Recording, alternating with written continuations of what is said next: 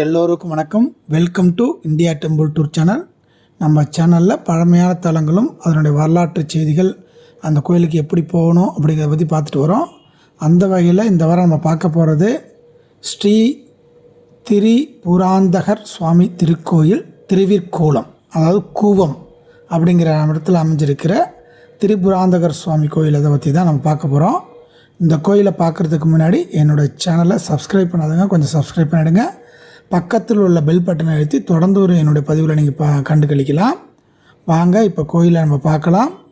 இந்த கோயிலானது தேவார பாடல் பெற்ற 276 சிவஸ்தலங்களில் 247வது தலமாகும். தொண்டை நாட்டு தேவார சிவஸ்தலங்களில் 14வது தலமாகவும் விளங்குகிறது. இந்த கோயில் எங்கே இருக்குது அப்படின்னு பார்த்தீங்கன்னா, சென்னையிலேருந்து சுமார் 25 கிலோமீட்டர் தொலைவில் பேரம்பாக்கம் வழியாக திருவள்ளூர் செல்லும் வழியில் உள்ளது. மற்றும் திருவள்ளூரிலிருந்து 20 கிலோமீட்டர் தொலைவிலும் மற்றும் ஸ்ரீபெரும்புதூர்லேருந்து 18 தொலைவிலும் இந்த கோயில் அமைஞ்சிருக்கு. பக்கத்திலே நரசிங்கபுரம் லக்ஷ்மி நரசிம்மர் கோயில், அப்புறம் போன பதிவில் நான் போட்டிருந்தேன் இல்லையா, இளம்பியங்கோட்டூர் தேவார பாடப்பட்ட ஸ்தலம், அதுவும் பக்கத்தில் தான் அமைஞ்சிருக்கு. தெற்கு திசையில் 5 நிலை ராஜகோபுரம் மிக பிரம்மாண்டமாக காட்சியளிக்கிறது. ராஜகோபுரத்தை கடந்து உள்ளே நம்ம போனோம்னா ஃபஸ்ட்டு நம்ம முதல்ல திரிபுர சுந்தரி சன்னதியை தான் தரிசிப்போம். அதுக்கப்புறம் நம்ம இறைவனுடைய சன்னதி பக்கம் கிழக்கு நோக்கி அமைஞ்சிருக்கு. சுவாமி சன்னதி விமானம் கஜபுஷ்ட அமைப்புடன் அமைஞ்சிருக்கு.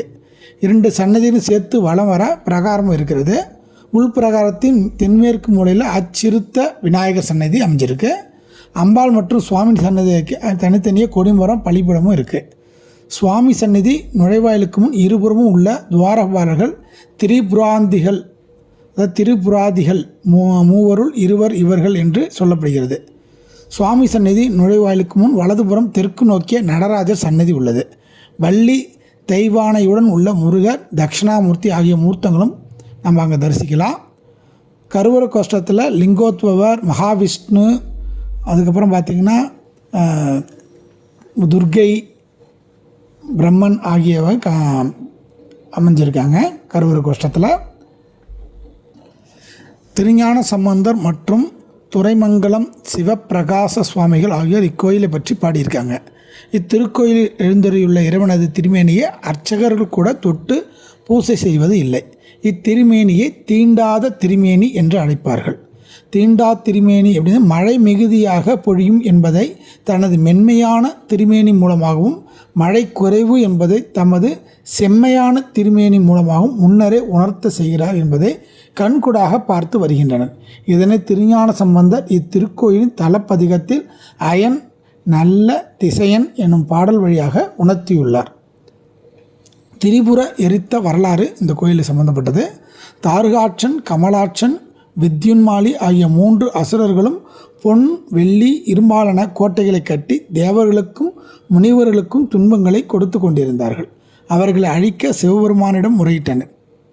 இறைவன் அசுரர்களை அழித்து அந்த 3 நகரங்களையும் மூன்றுபுறம், அதாவது நகரம் அழித்த காரணத்தால் திரிபுராந்தகர் என்ற பெயர் பெற்றார். போருக்கு செல்லும்போது வில்லியேந்திய கோலத்துடன் சென்றதால் திருவிற்கோலநாதர் எனவும் பெயர் பெற்றார்.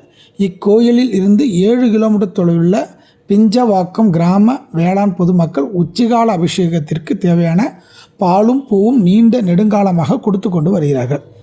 இக்கோயிலுக்கு வடக்கே 2 கிலோமீட்டர் தொலைவில் கோயிலுக்கு சொந்தமான திருமஞ்சன குழி கொண்டு வரப்பட்டு சுவாமிக்கு அபிஷேகம் செய்யும் பழக்கம் காலங்காலமாக இருந்து வருகிறது.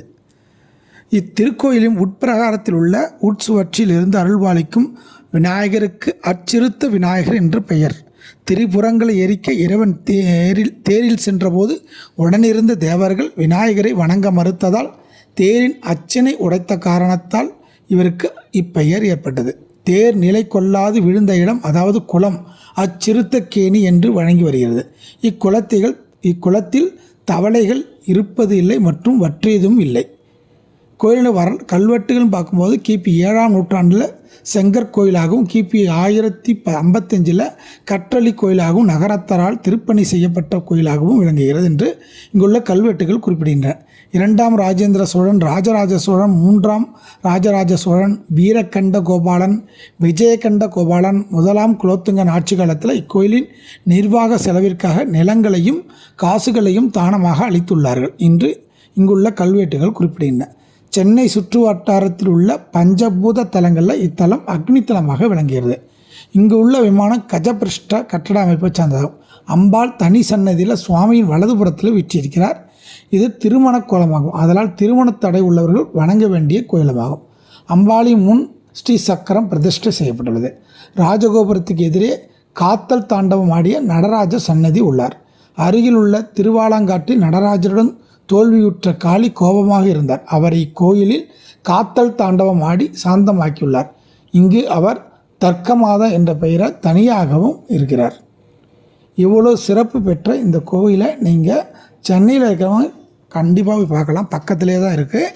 தொடர்ந்து இந்த 3 கோயிலையும் பார்க்கலாம். இந்த கூவம் கோயிலையும், பக்கத்தில் நரசிம்மர் கோயில், அதுக்கப்புறம் பார்த்திங்கன்னா அந்த எலுமியாங்கோட்டூரில் இருக்கிற அந்த சிவன் கோயில், இதெல்லாம் நீங்கள் வரிசையாகவே பார்த்துடலாம். அப்புறம் பேரம்பாக்கத்தில் இருக்கிற நரம்பு சம்மந்தமான கோயிலையும் நீங்கள் போய் பார்த்துட்டு வந்துடலாம். இதோட இந்த வீடியோ முடிச்சுக்கிறேன். அடுத்த வாரம் வேறொரு ஸ்தலத்தை பற்றி பார்க்கலாம். நன்றி, வணக்கம், திருச்சிற்றம்பலம்.